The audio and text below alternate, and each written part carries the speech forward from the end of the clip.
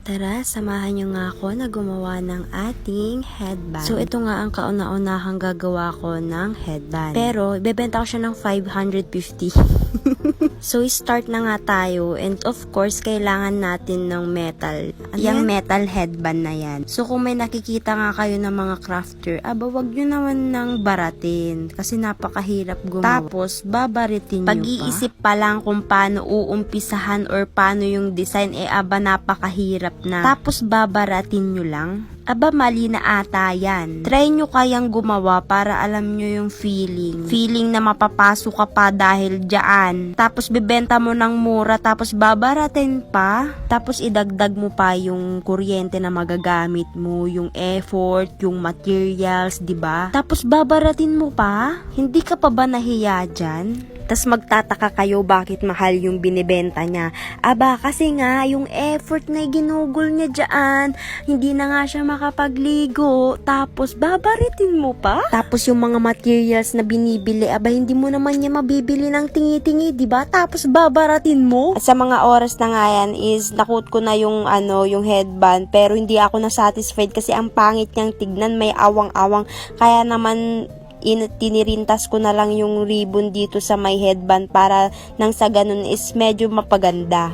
Tapos, eto pa, yung kalat na aayusin mo pagkatapos mong gumawa. Hindi nyo alam yung feeling kung paano mahilo habang nag-aayos ng kalat. Tas babaratin nyo? Hindi ko balak magbenta ng ng headband. Pero dahil sa inyo, dahil nga 40k follower na tayo, ililibre ko na lang kayo nitong aking gawa. Pero syempre, pagpasensyahan nyo na yung kasi nga first timer gumawa ng headband. So, pinabilis ko na nga yung nasa video kasi alam ko namang mababago kayo at wala kayong pakialam sa paggagawa ko, pero ito na yung kanyang output nung natrintas ko na siya. Pero syempre nag-isip ako kung paano pa mapapaganda yan, kaya naman ginamit ko na tong diamond at nilagay ko dun sa pinakagitna-gitna ng tirintas. So ayan na nga, gagawin ko na.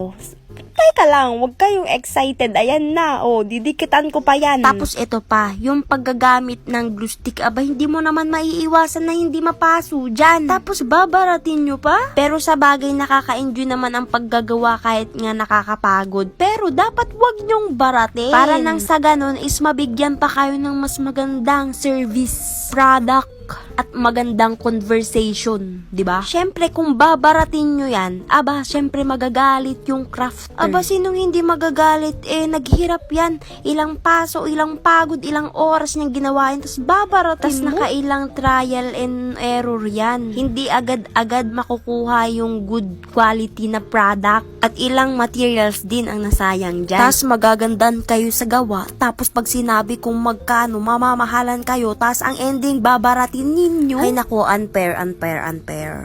So, isa-isa ko nang idinikit itong mga rhinestone para mapaganda yung ating headband. Tapos, eto pa, yung pagdidikit ng rhinestone. Akala nyo ba mabilis? Lalo na sa mas maliliit pa na rhinestone. Hindi nyo talaga yan maididikit ng maayos kung wala kayong materials.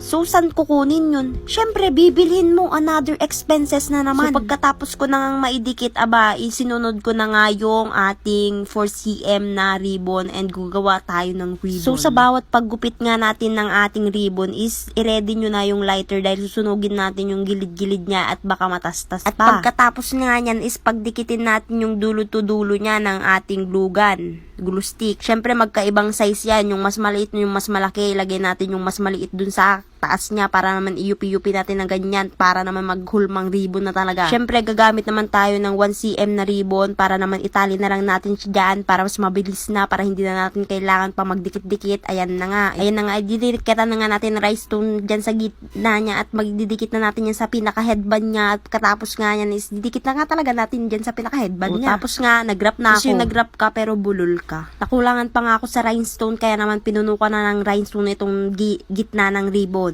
At so, ito na nga ang ating final destination. Charot. Yung final output natin ng ating headband. So, sa mga gusto nga bumili, 550 pesos yun isa. So, ipapamigay ko na nga lang to dito sa malapit nga lang dapat sa vegan. Para sa more video, mag-like, follow, share na kayo ng aking video. So, yun lang. Bye!